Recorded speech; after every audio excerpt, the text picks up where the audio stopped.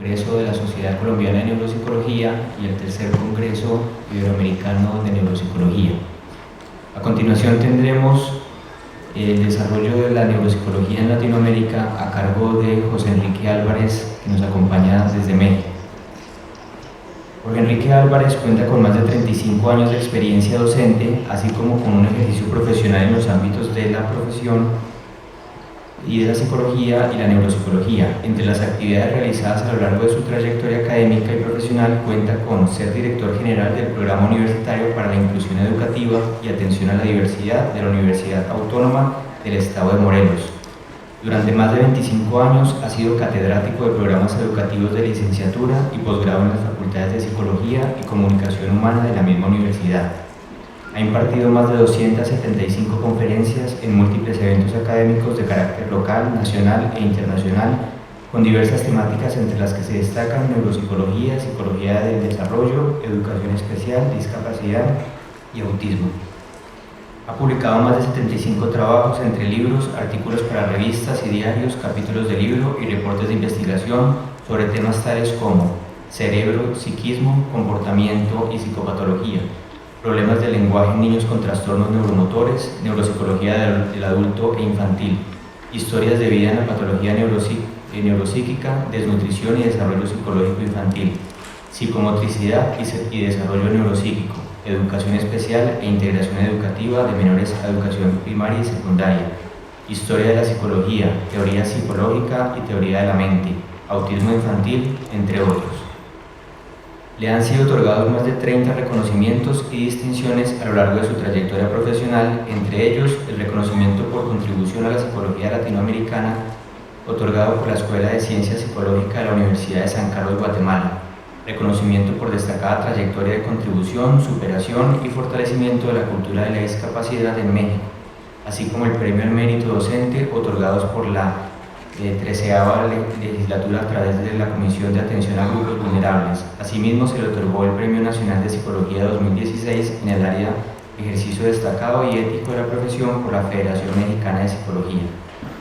Ha tenido encargos en la Dirección General de Educación Especial primero y luego Dirección de Educación Especial de la Secretaría de Educación Pública, habiendo alcanzado un reconocimiento tanto en los ámbitos nacional como internacional por sus aportes a la política de integración e inclusión educativa de menores con necesidades educativas especiales. Con ustedes, Jorge Enrique Álvarez. Bienvenidos.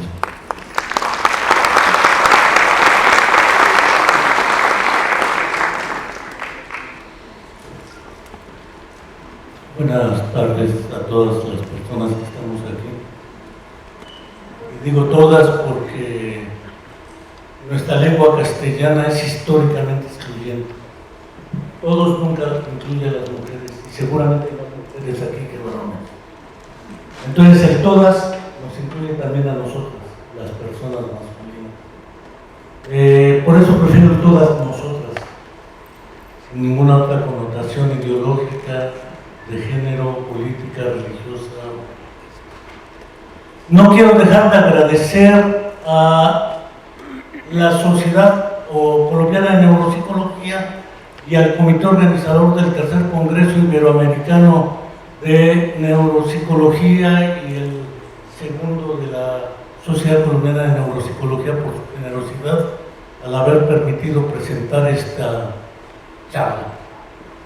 Tampoco quiero dejar de expresar que los temas de historia siempre son tan aburridos y tan aburridores, que uno opta por no leer historias porque siempre en cada historia aparece un nuevo personaje que no se había considerado como el padre de o nunca la madre, porque también las historias están escritas por los vencedores y no por las vencedoras.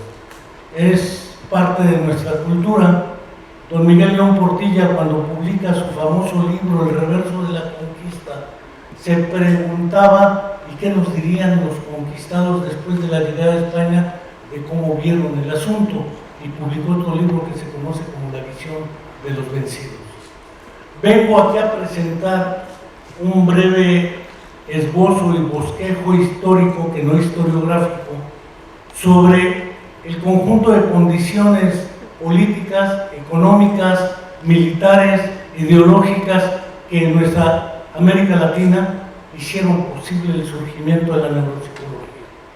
Algunos todavía siguen concibiendo ideas de las personas y no de las condiciones históricas.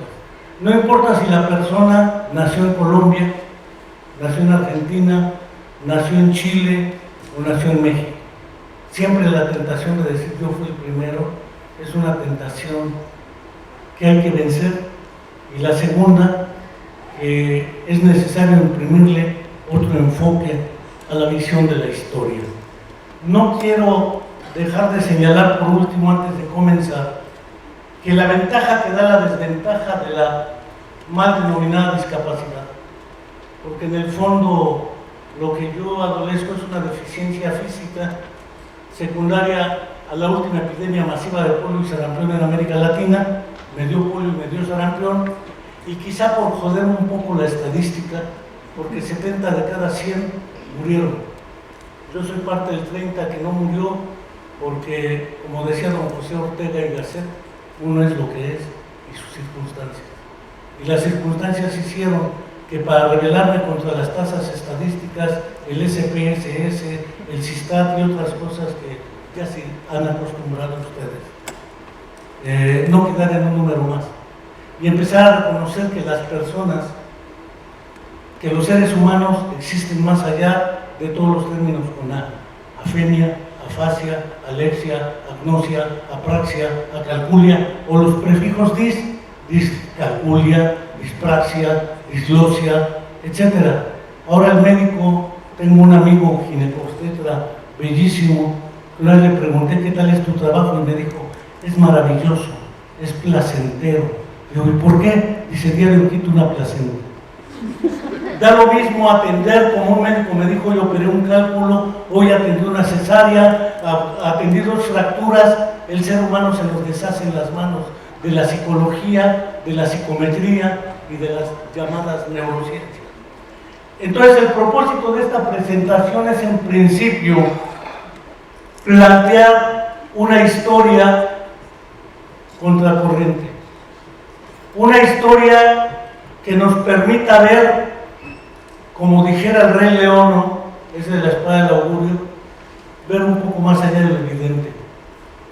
Y si no, como señalara el filósofo Buzz Lightyear, ir al infinito y un poco más allá.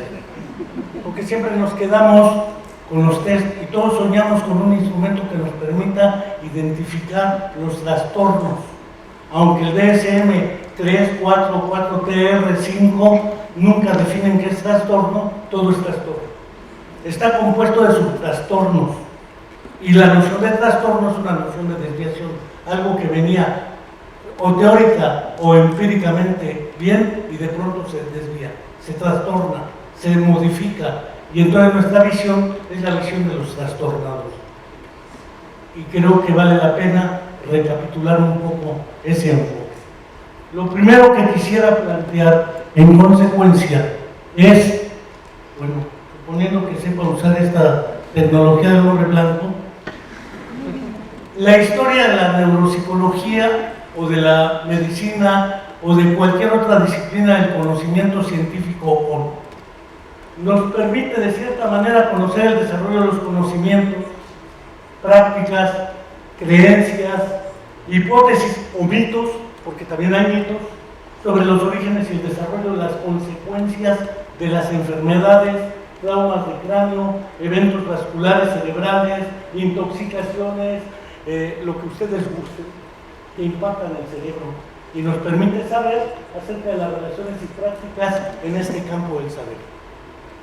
De alguna manera, la historiografía nos ha dado una serie de secuencias o líneas del tiempo cronológicas. En consecuencia, me propongo también variar un poco esa dimensión historiográfica de las líneas del tiempo.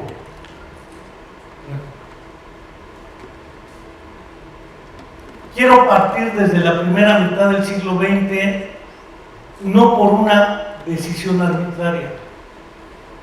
Si la psicología, en los 3 primeros trabajos que universalmente utilizan el término neuropsicología, y se van a sorprender, espero, de los datos que voy a ir dando.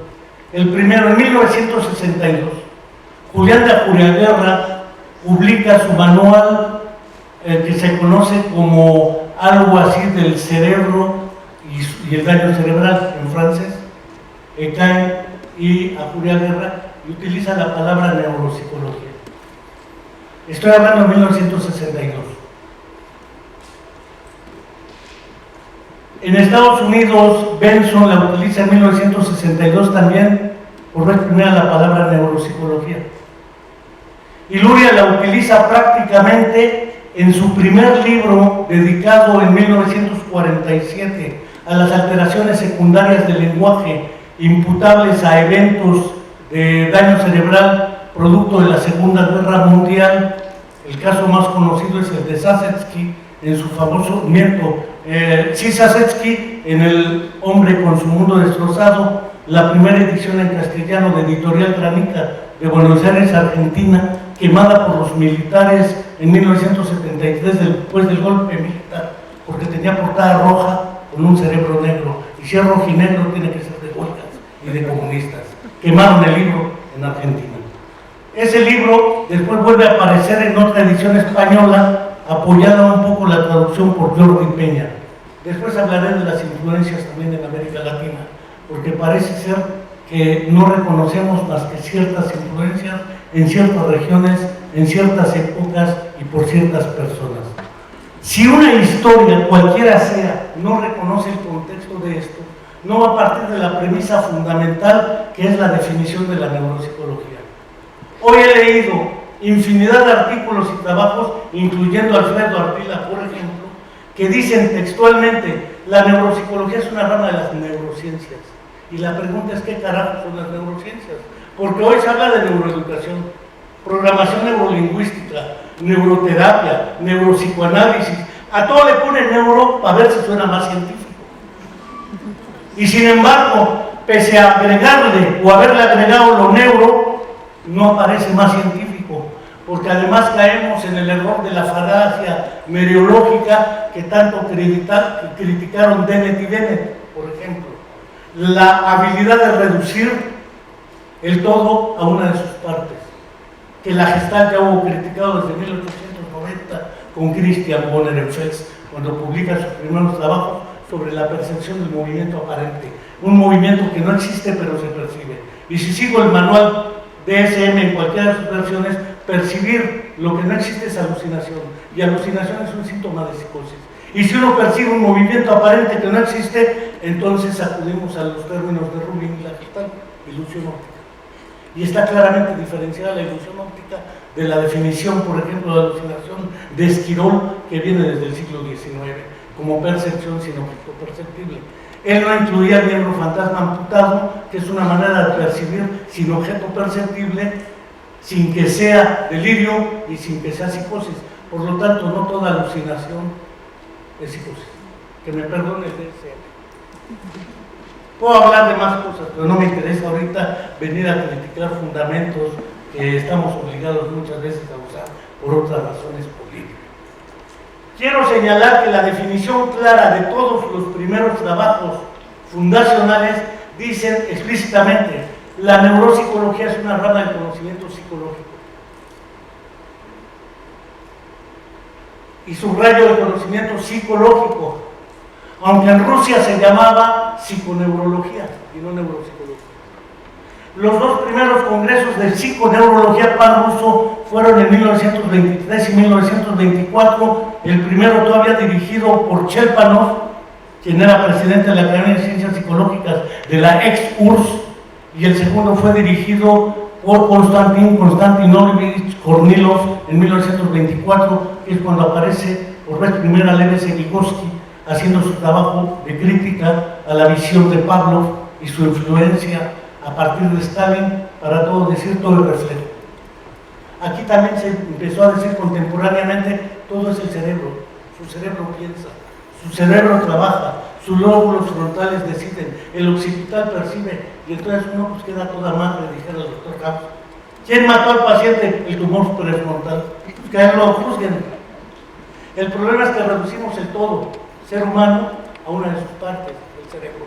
Pero quien sufre, ama, goza o llora es el ser humano. No es cierto que te quiero con todo el corazón, como decía Madonero. No es cierto que te quiero con todo mi intestino grueso, aunque fuera más verídico, o con mi hipófisis o pituitaria. En realidad soy yo. Antes, Freud lo dijo de otro modo, es el inconsciente, no soy yo. Entonces, o es el inconsciente, o es el cerebro, o es el frontal, pero el ser humano se desvanece. Y un poco de hacer esta historia es recuperar el momento en que el ser humano se nos escapa de las manos y aparece entonces, ahora sí, la neuropsicología basada en evidencias. ¿Cuál es la evidencia? El estudio de potenciales evocados de daño cerebral en su momento o una resonancia magnética por emisión de positrones. Ahora, ¿eso existe? Sí, pero no todo lo que existe explica lo que queremos explicar. Entonces, parto de ese tiempo histórico y seguimos un poco para ir más allá. De hecho, la neuropsicología, en cualquiera de las definiciones, estudia la relación entre la organización, desarrollo y función cerebral con el comportamiento humano. Es una definición de Arpila Ostrowski y Benton y otros. Generalmente, como el doctor Javier Tirapu o el maestro Javier Tirapu o Javier Tirapu para los amigos. Usa muchas estampitas y no las pela. No se preocupe, no las pelen mucho las estampitas. Son un poco para ir regulando mi exposición, porque si no mis lóbulos frontales no me permiten tener funciones ejecutivas aceptables. Y en consecuencia, como dijera el poeta Efraín Huerta, si no me detengo me alcanzo.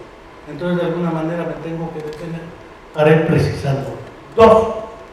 Según la definición que da Luria en las funciones corticales superiores del hombre, una edición que para el castellano se tradujo por Luis Oliva Riz y se produjo o editó por la editorial Orbe de La Habana, Cuba, prácticamente en 1968. Ellos se formaron en Moscú, Eduardo Cairo Valcárcel y Luis Oliva Ruiz, y son quienes empiezan a impulsar la neuropsicología en Cuba, pero en las historias de la neuropsicología no aparecen ellos. Será porque son cubanos y comunistas. Y lo mismo nos pasó con el autismo. Todos hablan de Asperger, todos hablan de Kanner, pero nadie habla de Sujareva. Sujareva tenía 3 defectos. Era mujer, el primero. Segundo, era judía y era rusa. Por eso en las historias del autismo aparece hasta muy tardíamente, porque la historia la escribimos también los varones y no las mujeres usualmente. Es algún trabajo que hay por ahí del horno, ¿no?, sobre historia del autismo y esas cosas. La investigación de la relación entre los orígenes y el desarrollo, porque no es lo mismo una lesión al nacer. Y he escuchado y leído más de 1 millar de diagnósticos donde el médico le dijo a la mamá del paciente: ojalá ya se muera el niño porque tiene daño cerebral y son irreversibles. No va a hablar, no va a caminar, ruégale a la Virgen de Guadalupe en el caso de México. En Colombia no sé a quién le rueguen, en Perú no sé tampoco, pero seguramente a alguien hay que rogarle que ojalá ya se muera, porque va a ser lo mejor para todos. Y no hemos descubierto que el cerebro también está sujeto a las leyes del desarrollo, de la evolución y de modificación, y que no depende solo de factores genéticos, sino también hay contextos epigenéticos. Por lo tanto, el papel del grupo, la familia, cuidador primario y contexto cultural es determinante. Todavía no veo, por ejemplo, una evaluación neuropsicológica en Colombia para los sectores negros culturalmente ubicados en otro lugar, o en Perú para el quechua o el aymara en Bolivia, o en otras lenguas. Pareciera ser que nada más existen castellano o el español, como se habla en diferentes lados, inglés y varias alternativas. Entonces hay que, dijera el doctor Juan Carlos Arango, con grupos de trabajo, establecer baremos para cada lugar. Porque de otra manera creemos en la universalidad de los fenómenos y parece que hay condiciones concretas que los probabilizan. La investigación es fundamental. El segundo aspecto es la evaluación y el diagnóstico, que no es lo mismo a los 2 años que a los 5, que a los 10, que a los 15, que a los 20, que a los 60, que a los 70. Y no es lo mismo en una persona que tenía 2 doctorados, era políglota y después del accidente vascular cerebral queda afásico. Y dicen, pues quedó afásico y discalcúlico. Sí, pero sigue haciendo ecuaciones de primero y segundo grado, lee muy bien el inglés, habla perfectamente el castellano. Sí, pero es que quedó como nosotros, en síntesis. Porque la mayoría de nosotros no somos políglotas, no tenemos doctorados en física y en matemática, y quién sabe si hagamos ecuaciones de segundo grado. Entonces, nosotros normales funcionamos como una fásico y discalcúlico, que antes de la fase y la discalculia tenía un alto nivel de rendimiento, y es un paciente que Alfredo Ardila refirió en 1978 en una conferencia en la Universidad Nacional Autónoma de México. Pero por si lo dudan, tengo el video. Digo, porque ya me ha tocado, eso no se dijo, mira, aquí está la evidencia. Ahí sí hay evidencia. Y como quiera que sea el caso de los contextos culturales es determinante. Aparte del diagnóstico, salir de la noción del déficit, porque para nosotros el déficit es nuestro querido amigo y no vemos lo que sí puede hacer, porque el propósito es que pueda hacer gracias a nuestra ayuda y que nuestra ayuda deje de ser lo más pronto posible necesaria. Entre más autonomía y libertad gane yo, mi intervención será mucho más efectiva. Pero no vengo a eso, por lo tanto les digo el diseño de estrategias de intervención para favorecer la participación, y esto se lo escuché, y no me dejará mentir, a nuestro querido amigo y colega el doctor Juan Carlos Arango, no sé si lo aluciné, pero por ahí lo vi. En el fondo, si no logramos que nuestro amigo, paciente, como le llamen, vuelva a trabajar, vuelva a la escuela, lleve una vida sexual satisfactoria, plena, no hablamos de integración y de rehabilitación. Estamos hablando de cumplir normas ante una computadora o ante un instrumento de evaluación. Pero no hay mayor criterio de éxito de una estrategia de intervención que no sea la inclusión en sus condiciones lo más parecido a como lo vivía antes del evento, y que la familia no se destroce, porque ser cuidador primario, tener una familia que tiene que dejar de trabajar para apoyar al nuevo paciente que lo tienen que atender, es otra historia, y resulta que hay que comprender que trasciende más allá del individuo que aparentemente tuvo el accidente o el evento. Me voy a los primeros antecedentes. Antes de cualquier explicación mágica, ¿sí?, ya está demostrado que entre los aztecas, por ejemplo, y los incas, había trepanaciones. Eso está muy demostrado. Si había trepanaciones, la pregunta es evidente. ¿Por qué abrían el cráneo de las personas, los incas y los aztecas? Y dos, entre los incas en el Cusco, porque eran más amantes del cráneo los incas que los aztecas. Y no se diga los egipcios, cuando hacían las trepanaciones, se encontraron más de 400 cráneos con más de 300, con 3 trepanaciones cada uno en diferente momento de la vida, lo cual significa que fueron intervenidos exitosamente. No hubo infecciones, y la hubo, la trataron con algo, probablemente la quinina, que es uno de los descubrimientos incas importantes, y probablemente la hoja de coca, que me perdone todos los presidentes de Estados Unidos, pero esa hoja de coca ha sido una maravilla en la historia, lo mismo que la quinina. No estoy hablando a favor del polvo de ángel, estoy hablando de la hoja de coca, que masticada por ciertas personas produce ciertos efectos. Ya se habían realizado ese tipo de actividades. Quiero creer que entonces suponían que el cerebro tenía algo que ver con el comportamiento de esa persona, y que además suponían que la intervención quirúrgica iba a tener un efecto favorable, hubiese en el fondo creencias o no mágicas sobre el comportamiento general de esa persona. Esa es una de las clásicas trepanaciones incas.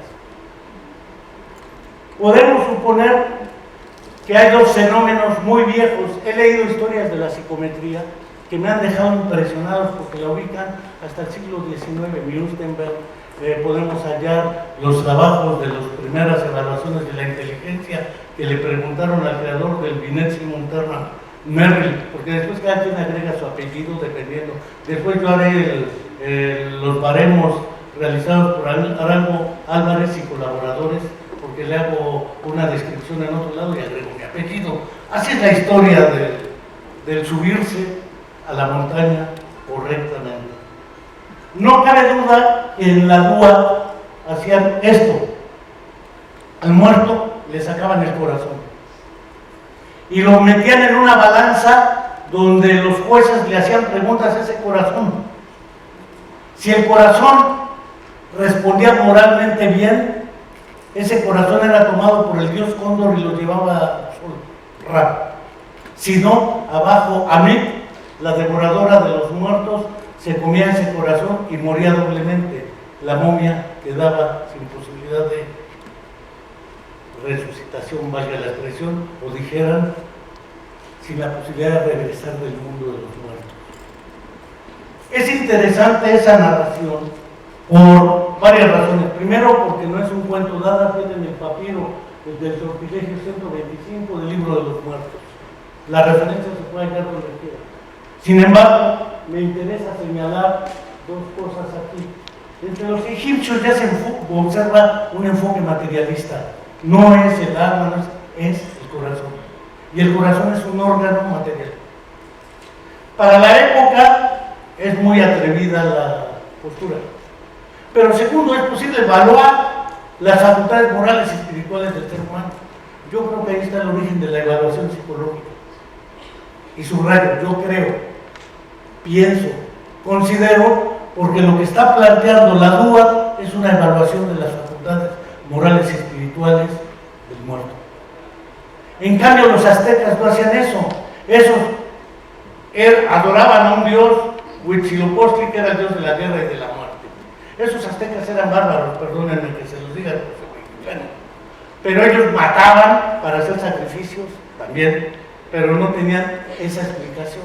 Ellos no evaluaban, ellos llegaban, agarraban y mataban, y sacaban el corazón y lo entregaban porque la sangre le daba vida al sol. Tiene sus fundamentos también, no es la barbarie, como decía Bernal Díaz del Castillo en su historia verdadera de la conquista de la Nueva España.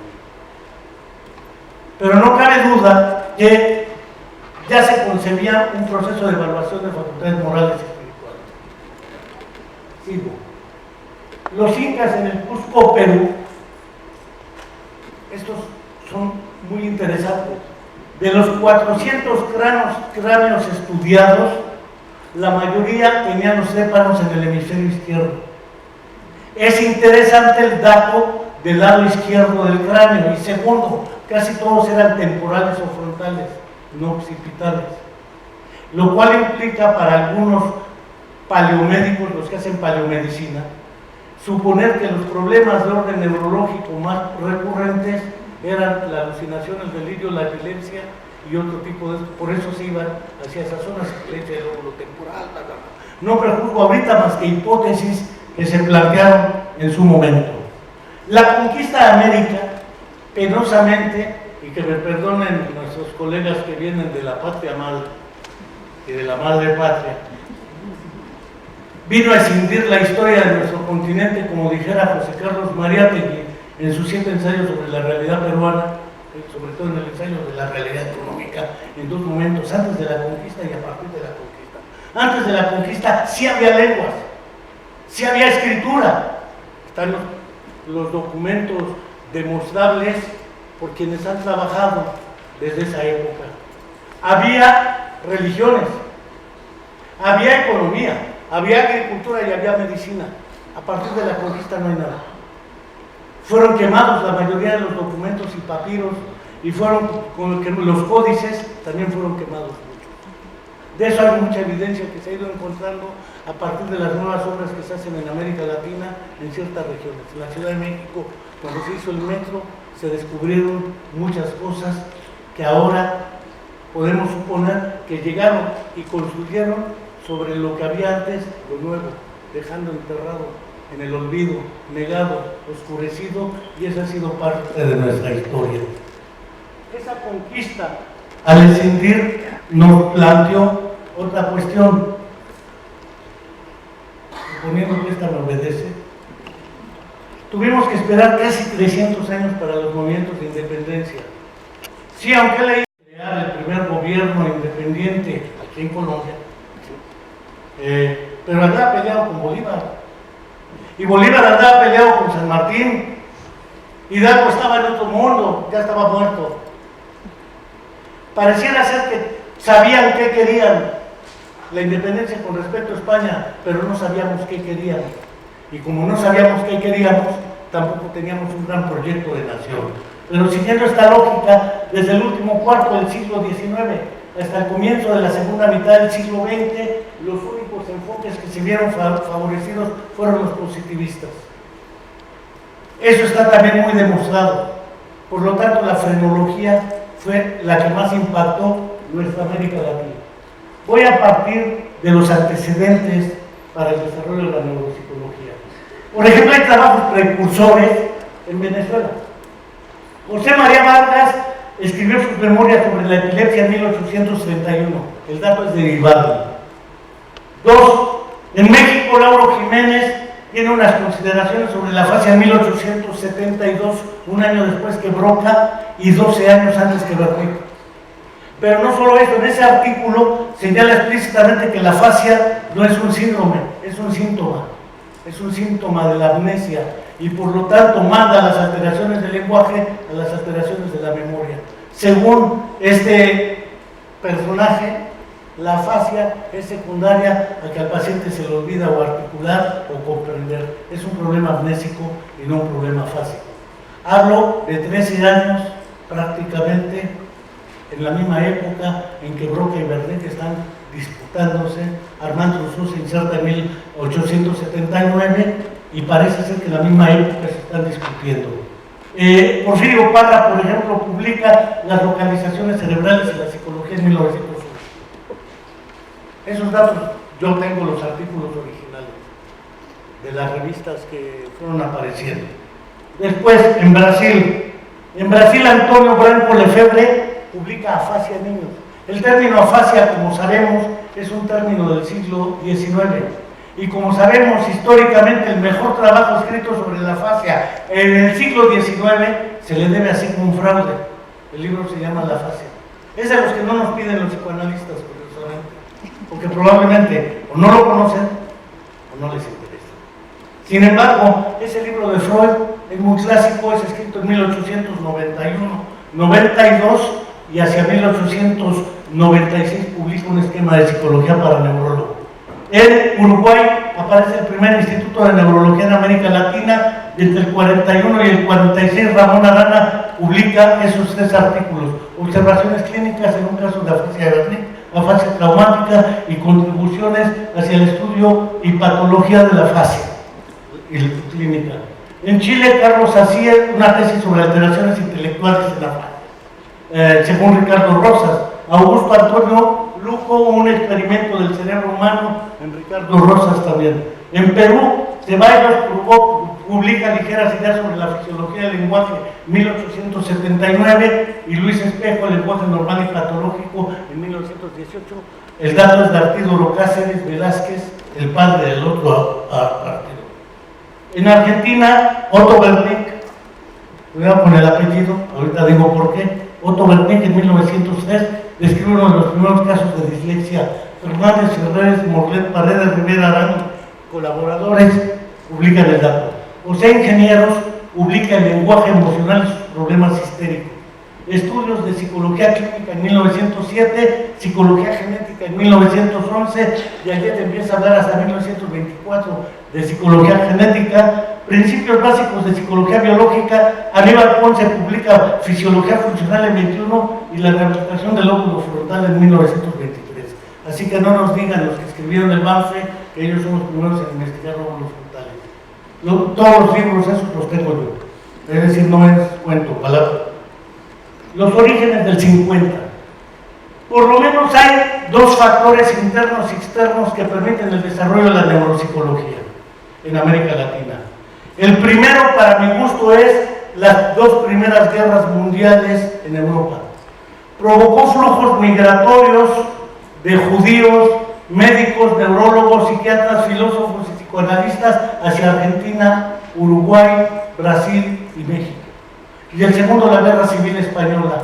Por lo menos nos envió a Fernández Guardiola, nos envió a una serie de neurólogos, psiquiatras, filósofos, pero sobre todo también editores y libreros. No olvidemos que la mayoría de los neuropsicólogos en América Latina empezamos leyendo los libros que producían editoriales españolas o argentinas. Entre ellas, por ejemplo, la editorial Acal de Buenos Aires, de España, la editorial Fontanella de Barcelona, España, la editorial Paidós de Argentina, Siglo XX de Argentina, Lautaro de Argentina, Psique de Argentina, etc. Entonces parece ser que en las historias hemos omitido a los libreros y a los editores, pero gracias a ellos, creo que le oí alguna vez a Juan Carlos Restrepo, quien generosamente me presentó, que uno de los libros que influyeron mucho aquí fue el diagnóstico neuropsicológico de Luria Davis Christensen. Entonces, es claro que ese libro influyó aquí, las funciones corticales superiores del hombre de Luria influyó, el del hombre con su mundo destrozado de Luria influyó, es decir, había más antes de que llegaran los que dicen que fueron los primeros. Factores que contribuyeron con los orígenes, entonces son las dos primeras guerras mundiales, las únicas hasta ahora para bien, y la Guerra Civil Española. Digo mundiales en esas dimensiones. Pero internamente, solo por señalar el papel de los golpes militares que limitaron el desarrollo de la neuropsicología en varios países de nuestra América Latina. En Cuba, por ejemplo, en 1952 se da el primer golpe de Estado, en Guatemala en 1954, en Paraguay en 1954, República Dominicana en 1963, Brasil 1964, Perú 68, Bolivia 70, El Salvador 72, Uruguay 73, Chile y Argentina 76. Pero no solo eso, también los movimientos de liberación nacional, los movimientos guerrilleros hermanos en México y en América Latina han jugado su papel. Voy a hablar solamente de los más importantes que surgieron en esa época. Las FARC en Colombia es el primer movimiento en toda América Latina. En México, el asalto del cuartel, la Asociación Cívica Nacional Revolucionaria y el Partido de los Pobres. Nicaragua, Frente Sandinista, Uruguay, Movimiento Tupamaro, Chile, el MER chileno, entre otros, Brasil, Acción, etc. Todo esto dificultó seriamente el desarrollo. Sin embargo, los flujos migratorios fueron muy importantes de Europa hacia América Latina y desfavorablemente los conflictos internos. Quiero aquí acudir a estas condiciones. Primero, las condiciones adversas de la mayoría de estas naciones hizo que los jóvenes se fueran de América Latina hacia Europa. Carlos Mendilajarzu, por ejemplo, se va a Francia. Merani se va a Francia, Arturo Brocáceres se va a Francia, Eduardo Cairo se va y Luis Oliva se van a Rusia y Alfredo Ardila se va a Rusia. Es decir, ninguno se hizo acá. Sigamos un poquito. Los flujos migratorios permitieron que personajes como Henri Vallón, con el cual se forma Alberto Merani, Henri Caen, Teófilo Alajuanín, Julián da Guerra, Iván Petrovich, Pablo Gleb, señor Vygotsky y Alexander Luria tuvieron una influencia importante. Todavía no influían los Estados Unidos. Pero parece ser que nos hemos olvidado de esa influencia francófona o francesa. El término neuropsicología aparece por primera vez en América Latina en un libro del doctor Alberto Merani. El libro se llama Elementos de Neuropsicología Infantil. Por lo tanto, tampoco Teresita fue la primera que empezó con neuropsicología infantil. Ahí están las copias de la portada del libro editorial y lugar y fecha de edición. Antes que a Julia Guerra mismo y antes que Benzo. Entonces, que no nos vengan con el cuento de que acá no había nada. Esos son los cuentos anti-América Latina. Dos, un año después, 1956, en la misma República Argentina se publica el libro Neuropsicología y Pediatría de Alberto Merani. Entonces, podemos seguirle. En Argentina, hacia la década de 60-70, Juan Enrique Ascuaga funda y dirige un equipo multidisciplinario dedicado al estudio de la fisiopatología del lenguaje. Juan Enrique Ascuaga en 1977 era la Asociación para APINEP, ese membretote que está ahí. Hacia Mendilajarzu, después de vivir en París y trabajar con Ana Juanine Ecain y a Julia Guerra, regresa a Uruguay en el 58.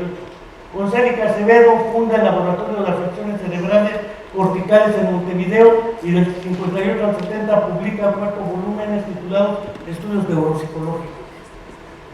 Que se me perdone si digo entonces que Alfredo Ardila, porque lo vengo a decir a Colombia, no está entre los fundadores de la neuropsicología en América Latina. Perdóneseme por tanta soberbia, pero pues no está. Que me disculpe Alfredo Ardila y que lo estimamos, pero él no fue. Fue Tete. El primero que se ve a la izquierda es el doctor Alberto Leónidas Merani Colombo, que migra exiliado hacia Venezuela y muere en Caracas. Toda su biblioteca nos la donó a nosotros. La tenemos en la Universidad Autónoma del Estado de Morelos con más de 5,000 volúmenes. Carlos Mendilajarzu es el del medio, y Juan Enrique Escuadra es el de la extrema derecha, no tiene connotación ideológica.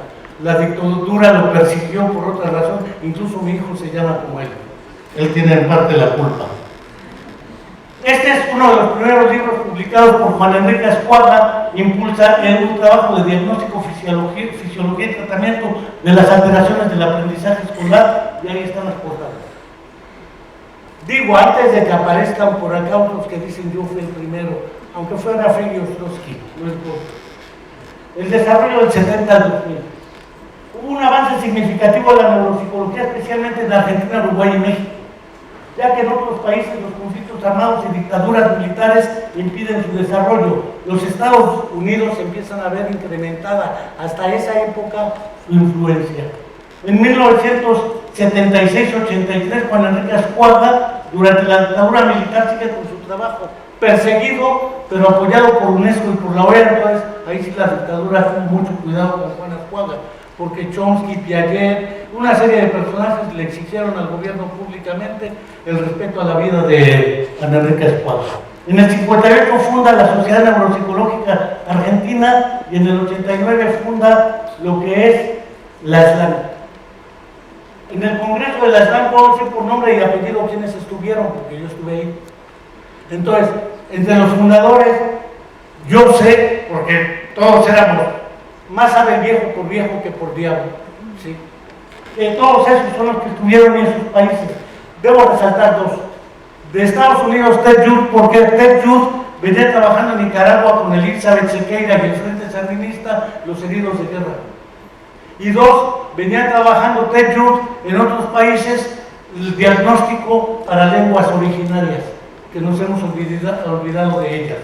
El otro caso es el caso de Fegio Ostrowski, Luis Quintana Roca y Enrique Álvarez, que fuimos los que fuimos a ese congreso en el 89, aunque unos por psicópatas no le entramos entre los fundadores, nada más íbamos, picábamos y huíamos. El otro caso se crea al mismo tiempo la Revista Latinoamericana de Neuropsicología.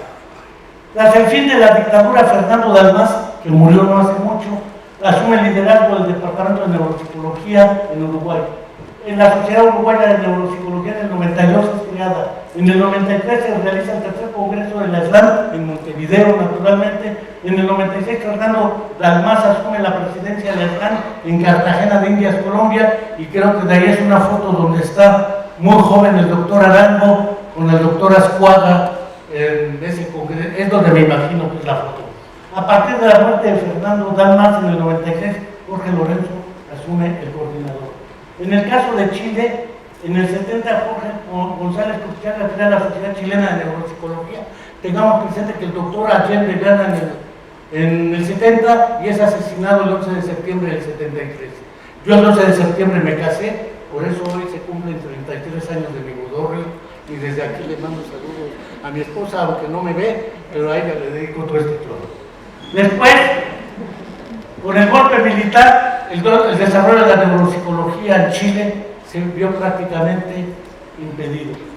En México, en el 75, un grupo de estudiantes, hablo del 75, antes de que Ardila llegara a México, de la Universidad Autónoma de Nuevo León organiza un seminario independiente miércoles pavlovianos. Nunca hemos visto que los estudiantes también hacen cosas por fuera de los currículos y no forman parte de la historia. Y tanto los estudiantes como las estudiantes son los únicos que le han dado sentido a las universidades. Sin ellos no existen las universidades, ni los docentes, ni nadie. Pero los hemos olvidado en la historia. Estos estudiantes invitaron a Juan Enrique Escuadra y a Emilia Ferreiro para hacer sendas investigaciones desde educación especial, que ha jugado un papel importante en América Latina. El otro caso es el del doctor Manuel Velasco Suárez, que fue gobernador de Chiapas, que tuvo un hijo que también fue gobernador de Chiapas, y que fue el que creó el Instituto Nacional de Neurología y Neurocirugía en México, que lleva su nombre. Entre el 78 y el 80, el Departamento de Neuropsicología de la UNAM invita a Alfredo Ardila a crear la fecha. Y es cuando Fegui y Ardila empiezan a trabajar todo su impulso. Vean hasta cuántos años después. Si seguimos con esto, Fegui Ostrowski regresa a los Estados Unidos en el 80. En el 82, Luis Quintanar funda la Asociación Mexicana de Neuropsicología se realiza el Congreso de la Sociedad Internacional de Neuropsicología en 83 y Julieta Eres en la ENEC Zaragoza crea la maestría en neuropsicología. Después, en Cuba, la influencia ya la platiqué, son básicamente los personajes: Eduardo Cairo, que se hace directamente con Luria, y Luis Oliva, que trabaja en neurología. En Venezuela, Otto Lima promueve el desarrollo de la neuropsicología, pero quiero llegar a dos lugares que me interesan. Perú, Arturo Cáceres Velázquez. Está omitido en todas las historias. Y platicando con él hace prácticamente medio año me decía, es que nadie me pela, pues es que eres tan gris como la noche de oscura de terrible tempestad. Tú mismo te has ocultado, pero no te ocultes. Arturo Velázquez debe ocupar un lugar en la historia de la neuropsicología. No solo porque crea ese centro de neuropsicología, sino porque además organiza las primeras jornadas de patología del lenguaje y publica aspectos patológicos del lenguaje, con la presencia de Klein, a Julia Guerra, a la Juanine. Los invita personalmente a todos y se separaron en Lima. De esto he platicado con varios peruanos, no aquí en varios lados, y no lo sabían. Me sorprende que la historia nos omita a nosotros mismos. Nadie es profeta en su tierra. En el 81, la Sociedad Peruana de Psiquiatría, Neurología y Neurocirugía, fundada por Arturo Cáceres, era el primer simposio peruano de afasia y las segundas jornadas internacionales de comunicación y patología del lenguaje, y publica su libro La afasia, lenguaje patológico. Este es el personaje del que me interesaba hablar, Alfredo Ardila. La neuropsicología nace en los 70 con la apertura del Instituto Neurológico de Colón, en Bogotá, siendo Alfredo Ardila quien introduce la neuropsicología en Colombia, hasta 1976. Entonces veamos cómo la historia nos lleva a los trabajos del papel de cada uno. Brasil ha tenido dos desventajas: la lengua, que es el portugués, en un entorno totalmente castizo, y además en un lugar donde la dictadura sí tuvo muchos años y mucho poder. En la consolidación me interesa un personaje que voy a poner aquí. No es por nada, no soy su palero, pero él es de los jóvenes que ha impulsado publicaciones. En la actualidad es el neuropsicólogo latinoamericano con más reconocimiento a nivel internacional por sus aportes a la neuropsicología.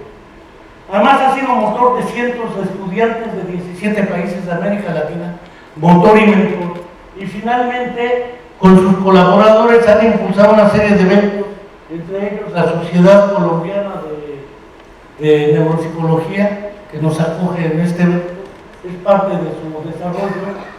Y naturalmente, más que las debilidades, me interesan ahorita las áreas de oportunidad. Establecer y mantener criterios estándares para certificar. Hoy cualquiera que ponga un papel en su consultorio que diga neuro, ya está haciendo lo que quiere, sin más ni más. 2.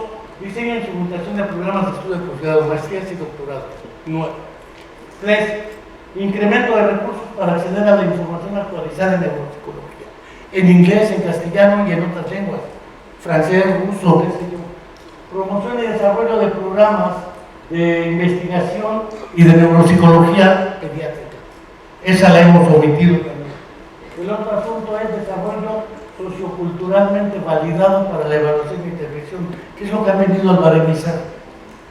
Lo que es favorecer intercambios académicos internacionales. No hay de otra.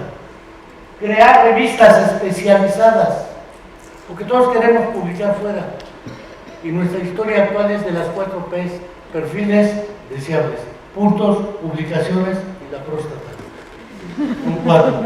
Promover la toma de conciencia del rol de la neuropsicología y el neuropsicólogo para impulsar mejores condiciones de vida entre la población. Si esto no impacta en la calidad de vida de la población,